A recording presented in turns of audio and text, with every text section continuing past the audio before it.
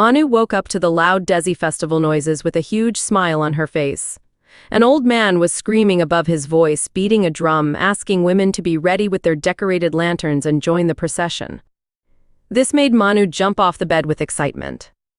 In spite of wanting to pull her little brother's cheeks in happiness, she winked at him. He was equally excited. She rushed into the washroom to wash the mehendi off her hands. The mother, who had woken up before everyone else in the house, was handling things rather roughly to get the attention of her husband while he was reading his morning newspaper. The father, aware of her tantrums, smirked and ignored the noises from the kitchen utensils.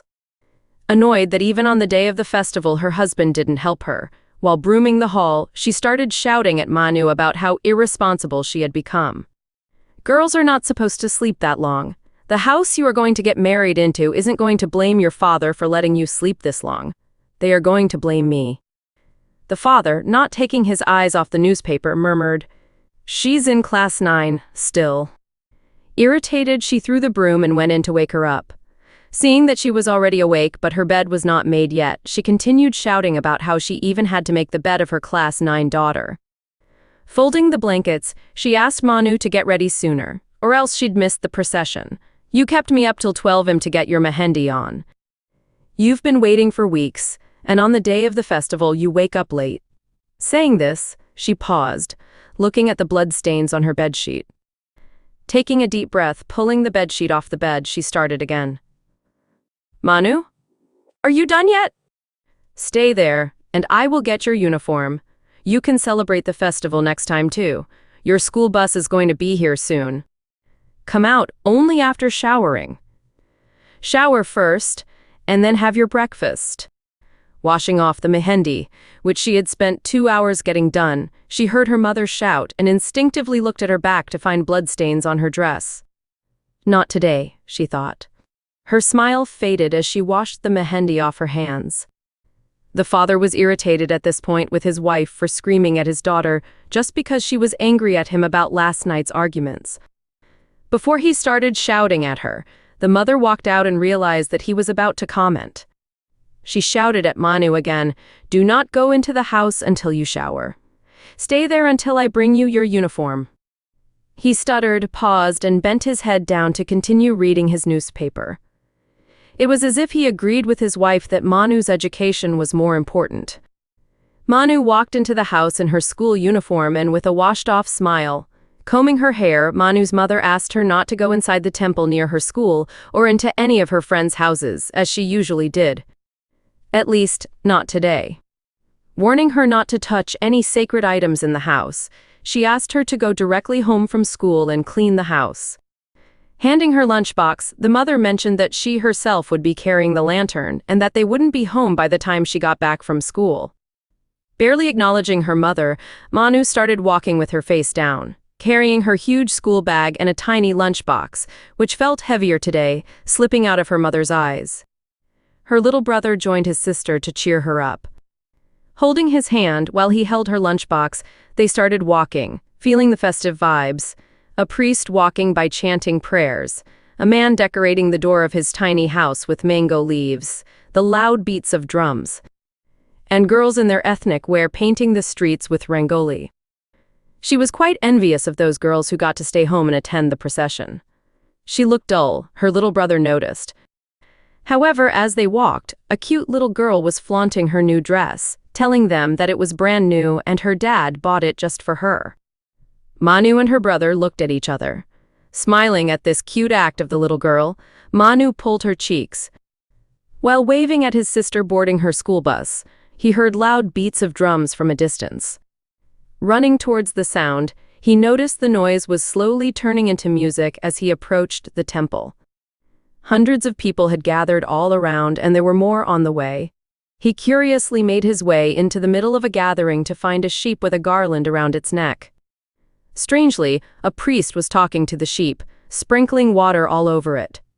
A weird-looking old man was holding a machete in his hand and cheering the crowd was cheering the sheep for some reason. Puzzled by what he was seeing, he could feel his body vibrate. He was standing too close to the drums. The crowd was loud. The priest was still talking.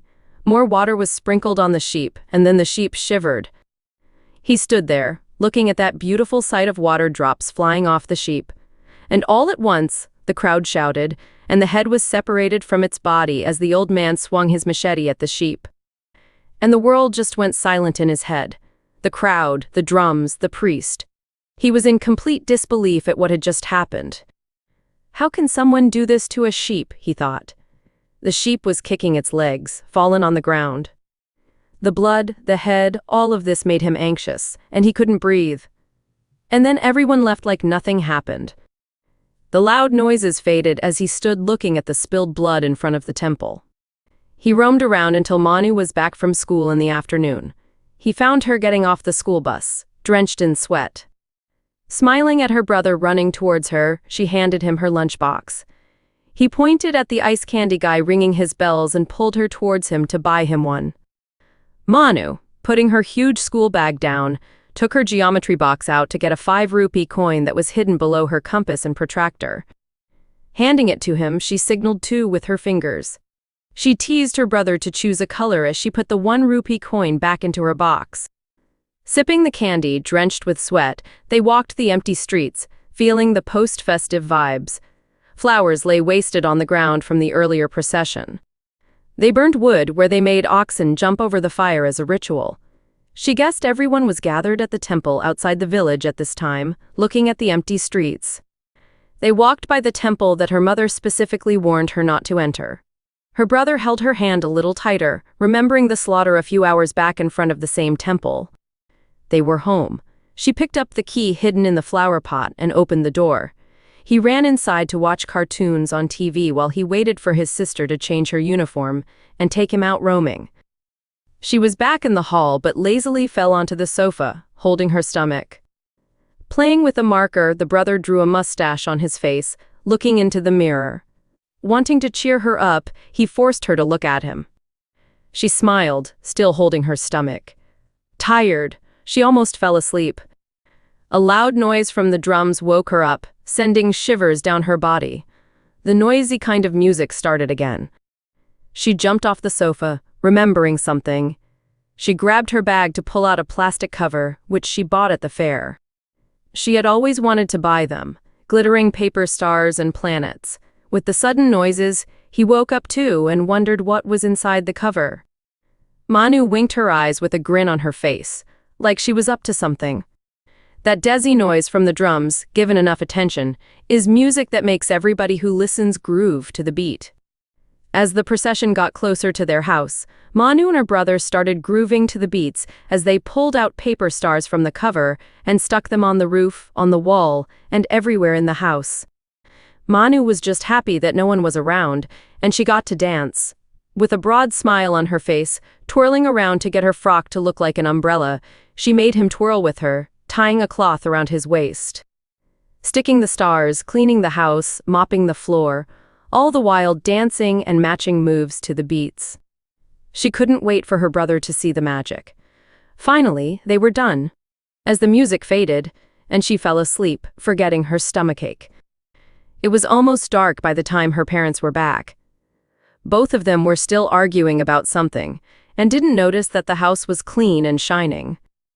Her mother, wanting someone to spare her anger, started screaming that the door was open and the lights weren't on.